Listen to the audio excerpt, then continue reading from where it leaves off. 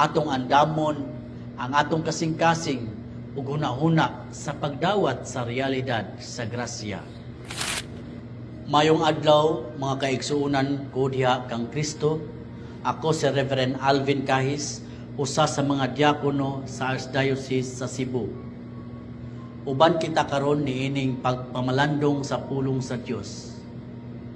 Mga igsuon ko diha ni Kristo, kasamtangan kita karon nagtutok kanunay sa social media na mati sa panghitabo sa kalibutan. Nakigsusi o unsay trending, dali ra kay ta mo komentaryo sa atong mga igsuon pinaagi sa pag-BI-BI.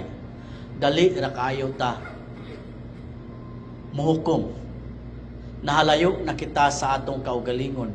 Wala na kitay lig-on nga pagtuo sa Ginoo tungod sa atong gipatuyangan paggamit ang mga gadget sama sa cellphone sa dili maayo nga pamaagi.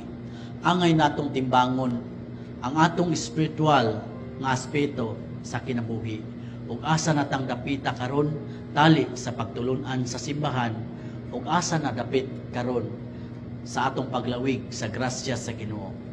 Basin baya dili na ta kabalik sa Ginoo nga maoy tinupyan sa atong kinabuhi. Basin baya ug madala ta sa kinabuhi ngit-ngit. Mga igsuon, magmata na kita. Atong tugutan ang nga mulihok ang Espiritu Santo diha sa atong kaugalingon. Atong andamon ang atong kasing-kasing ug hunahuna sa pagdawat sa realidad sa grasya. Ang atong ebanghelyo karon si Jesus nag-awhag kanato nga dili taangay mabalaka kay iyang ipadala ang Espiritu nga mugiya kanato pinaagi sa pagbalik lantaw sa atong kasing-kasing ug hunahuna nga maka-realize ta sa atong mga gibuhat nga hiwi tali sa kabubut-on sa Dios. Gusto sa Ginoo nga ang tao makaamgo sa iyang mga sala ug ang sala adunay silot.